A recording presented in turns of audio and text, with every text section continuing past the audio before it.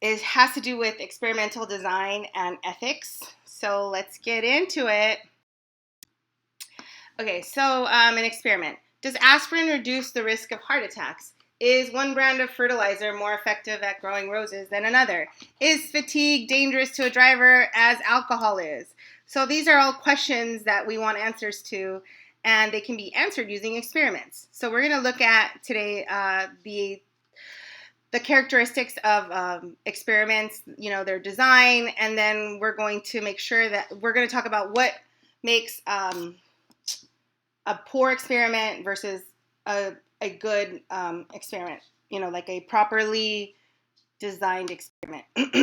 Okay, so what's the purpose of an experiment and what's experiment? Okay, so what's the purpose? You have two variables and we want to investigate the relationship between the two variables. So you have one that causes, when one variable causes change in another, that first variable is the explanatory, okay? And the affected variable is the response variable, okay? So you have explanatory variable and you have the response because it responds to the explanatory or does or doesn't. When you have an experiment, in the experiment, we manipulate values of the explanatory and then we measure what happens to the response. Okay, so let's say, for instance, you're trying to understand the effects of aspirin on potential, stroke sufferers or something. The aspirin would be the explanatory. The response would be how long did they go without having a heart attack and so forth. Okay, so and then the different values of the explanatory variable, we call that treatment. Okay, and a unit is a single object or individual to be measured. Okay, so then here we go. Research want to investigate whether taking aspirin regularly reduces the risk of heart attack. Oh, that's funny. That's exactly what it's talking about. So let's say 400 men between the ages of 50 and 84 were recruited as participants.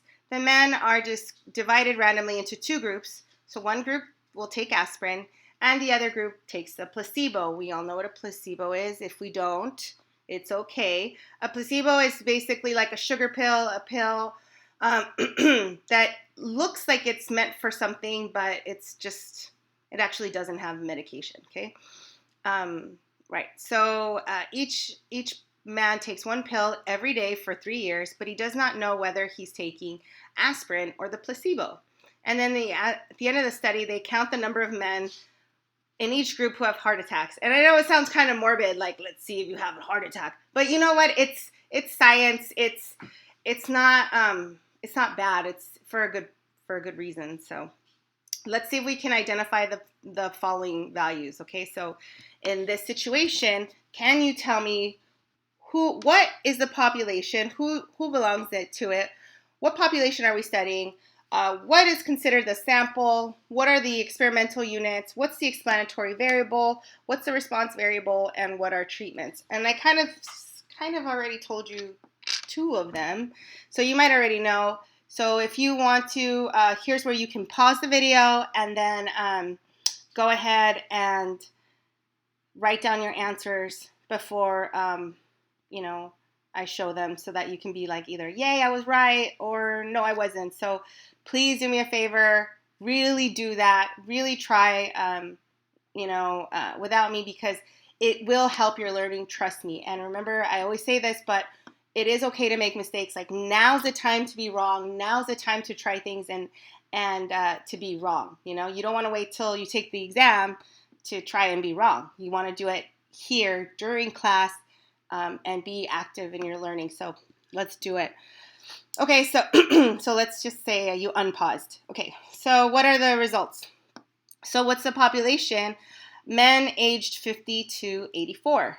The sample would be the 400 men who participated, right? That's the group that was recruited. The experimental units would be the men in the study. The explanatory variable would be oral medication.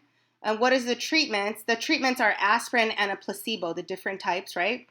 And then what's the response variable? So what do we measure afterwards? We measure whether they had a heart attack or not.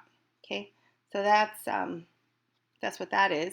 And then I'm going to, there will be another link in Canvas for an additional video to watch that will hopefully continue to make this more and more easy for you. All right.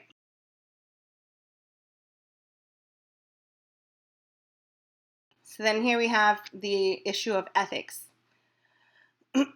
So the U.S. Department of Health and Human Services oversees regulation of research studies with the aim of protecting participants. When you have a university or other research institution that engages in research, it has to ensure that all the human subjects are safe, well, subjects in general.